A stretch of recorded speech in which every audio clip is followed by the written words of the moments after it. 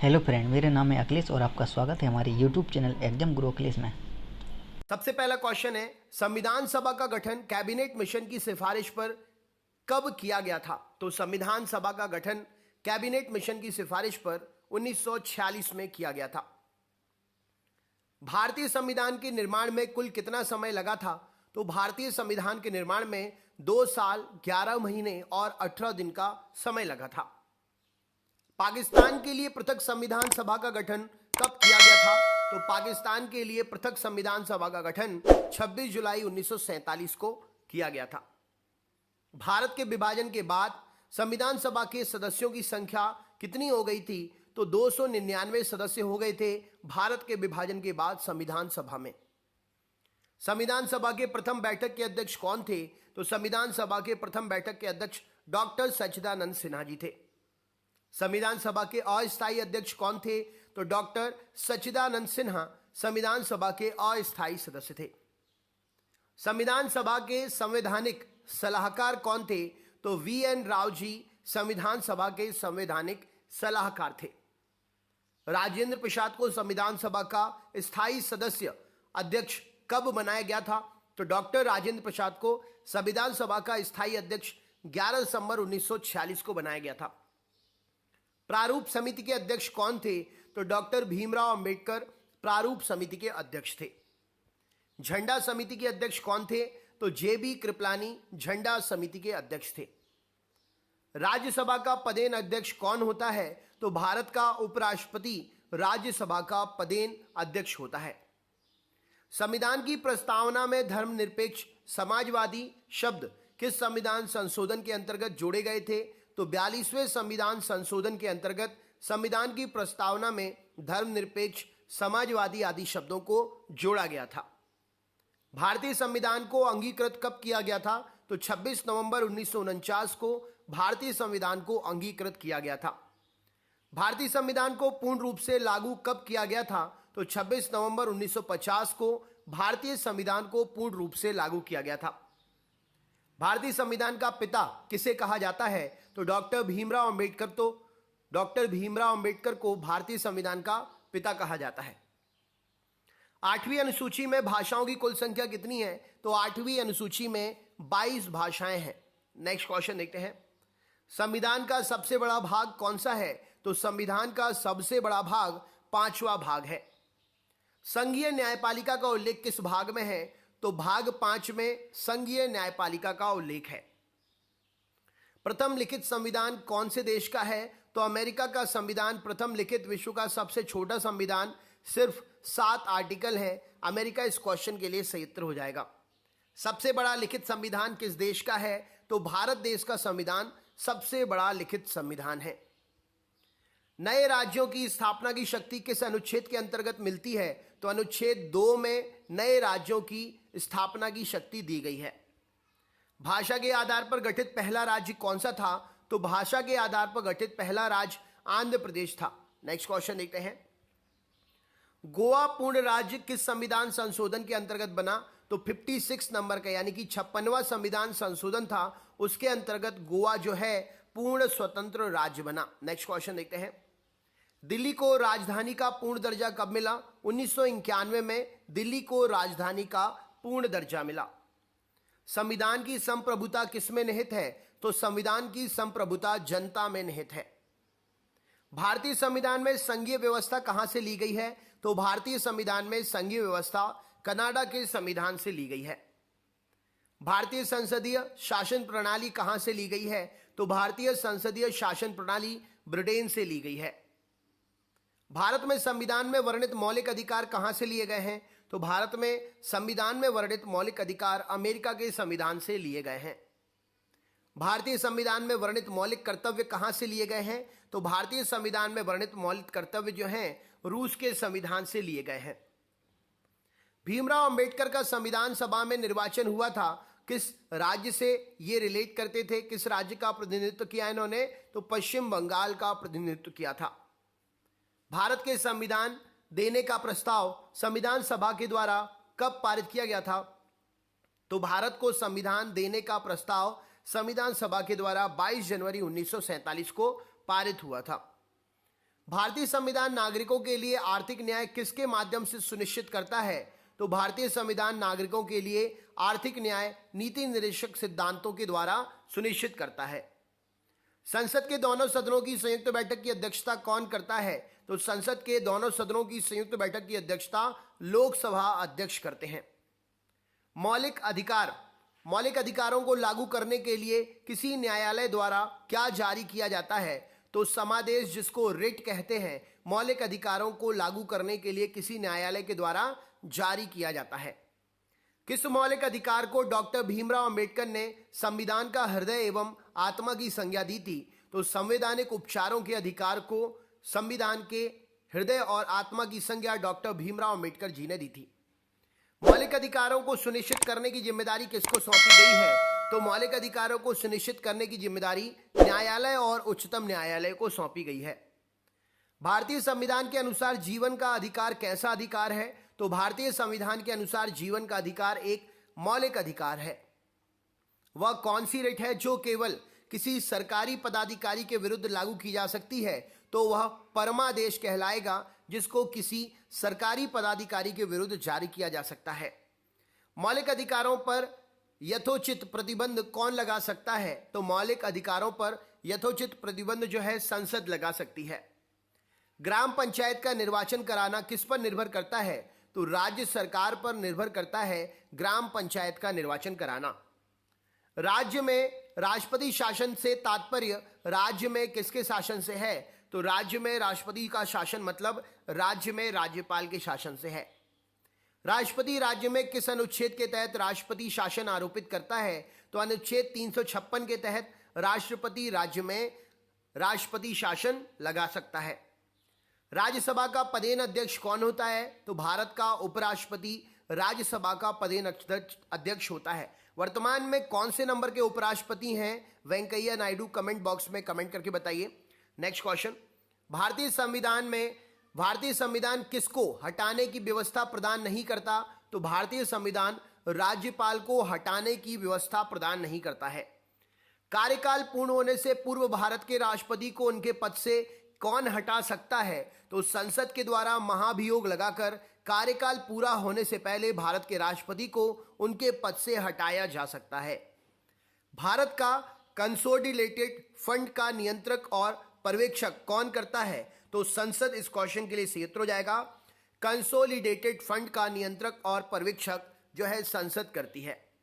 राष्ट्रपति के चुनाव में कौन भाग लेता है? लोकसभा, राज्यसभा, विधानसभा के निर्वाचित सदस्य राष्ट्रपति के चुनाव में भाग लेते हैं। लोकसभा और राज्यसभा की संयुक्त बैठक कब होती है? तो संसद सत्र के शुरू होने पर लोकसभा और राज्यसभा की संयुक्त बैठक होती है। कौन सा अधिकार केवल राज्यसभा को प्राप्त है? तो नवीन अखिल भारतीय सेवाओं को शुरू करने का अनुमोदन करना, यह अधिकार केवल राज्यसभा को प्राप्त है।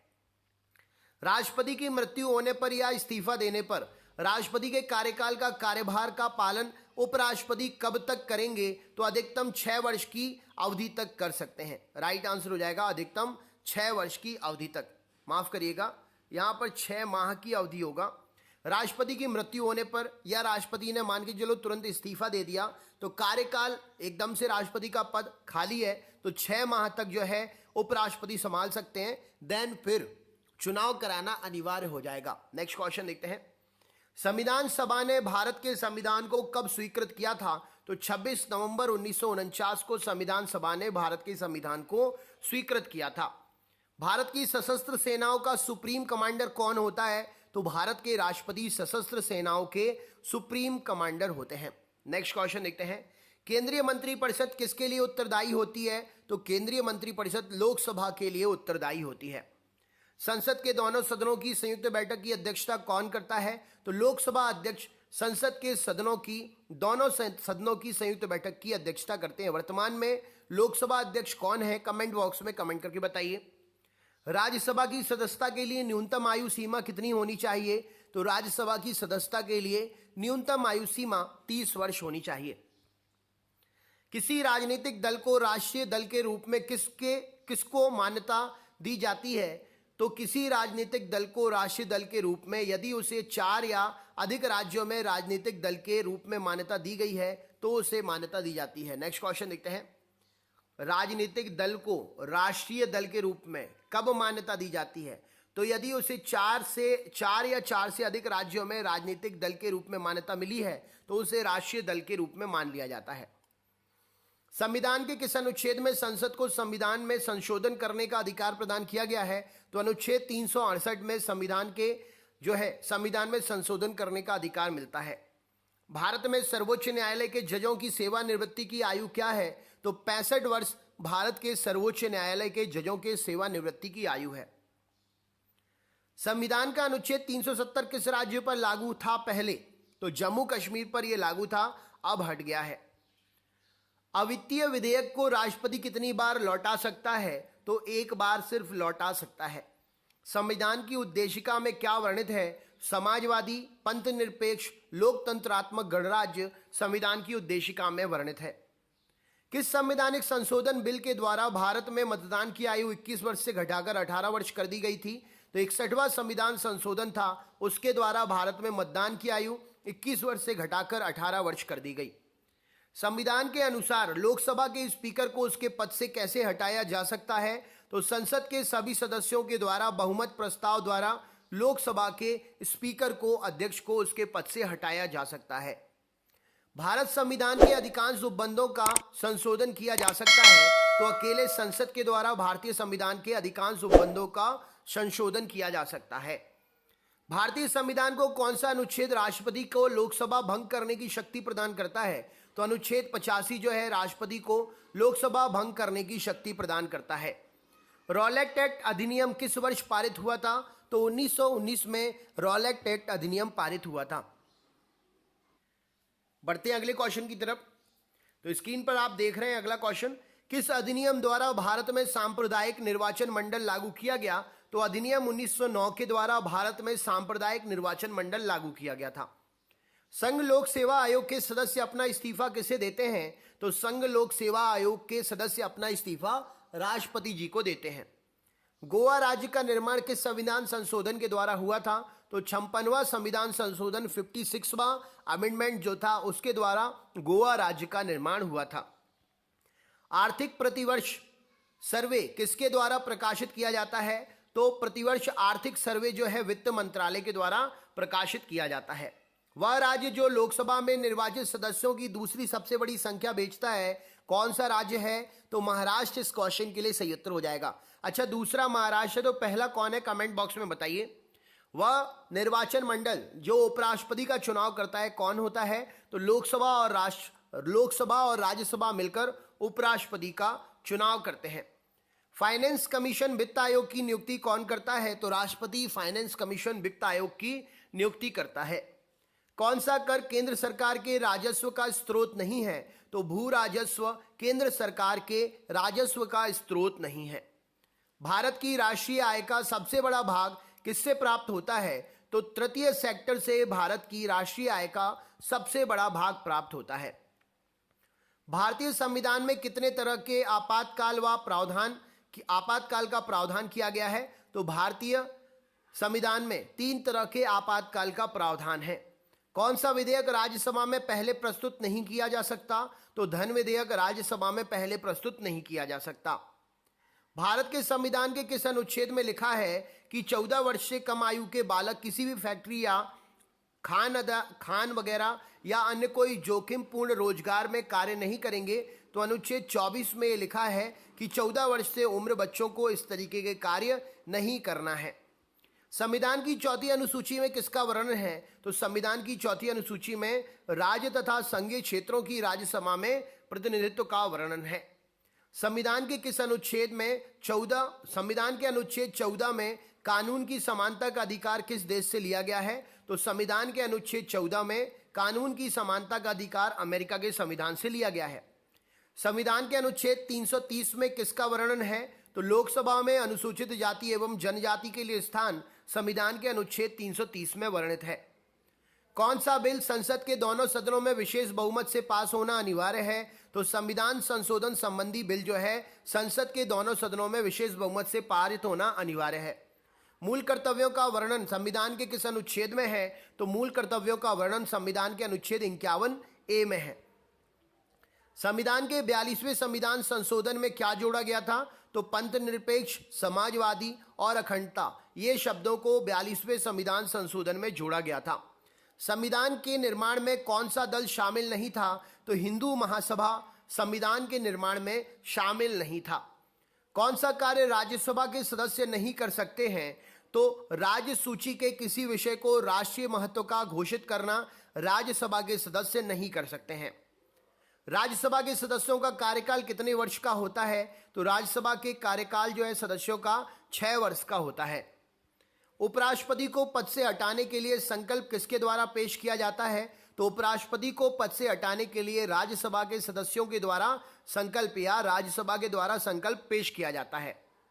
पंचायती राज में संबंधित संविधान के 73वें संशोधन विधेयक पर अपनी सहमति किस समिति ने प्रकट की थी? तो संयुक्त संसदीय समिति ने पंचायती राज से संबंधित संविधान के 73वें संशोधन विधेयक पर अपनी सहमति समिति ने प्रकट की थी। भारतीय संविधान की मुख्य प्रस्तावना क्या है? विचार, अभिव्यक्ति, विश्वास, आस्था और उपासना भारतीय संविधान की प्रमुख प्रस्तावना है। भारतीय संविधान में नीति निर्देशक तत्व को कहां से लिया गया है? तो आयरलैंड के संविधान से भारतीय संविधान में नीति निर्देशक तत्वों को लिया गया है। संविधान के संशोधन किसके नहीं किया जा सकता है? तो संविधान का संशोधन जनमत संग्रह से नहीं किया जा सकता है। राज्यसभा में स्थायी सदन क्यों, राज्यसभा को स्थायी सदन क्यों कहते हैं? क्योंकि राज्यसभा को कभी भंग नहीं किया जा सकता, इसीलिए राज्यसभा को स्थायी सदन कहते हैं। मौलिक अधिकारों में संशोधन करने के लिए कौन सक्षम है? तो भारत की संसद मौलिक अधिकारों में संशोधन करने के लिए सक्षम है। गवर्नर द्वारा जारी किया गया अध्यादेश किसके द्वारा मंजूर किया जाता है? तो विधानमंडल के द्वारा गवर्नर द्वारा जारी किया गया अध्यादेश मंजूर किया जाता है। सर्वोच्च न्यायालय ने किस मुकदमे में यह बनाए रखा कि प्रस्तावना संविधान का भाग नहीं? तो बेरूबारी मुकदमा इसका आंसर होगा। उच्चतम न्यायालय ने अपने दिए गए फैसले पर पुनर्वलोकन किस अनुच्छेद के अधीन करता है? तो अनुच्छेद 137 के अंतर्गत उच्चतम न्यायालय अपने दिए गए जो भी निर्णय हैं उस पर पुनर्वलोकन करता है। संसद के दोनों सदनों की सम्मिलित बैठक कब बुलाई जाती है? ऐसे बिल पर विचार और उसे पारित करना जिस पर दोनों सदनों में मतभेद हो, तब दोनों सदनों की संयुक्त बैठक बुलाई जाती है। संसद किसके बिना काम नहीं कर सकती? तो संसद के सदस्यों के बिना काम नहीं कर सकती है। लोकसभा का कोरम कितना होना चाहिए किसी भी कार्य को चालू रखने के लिए? कमेंट बॉक्स में कमेंट करके बताइए। आप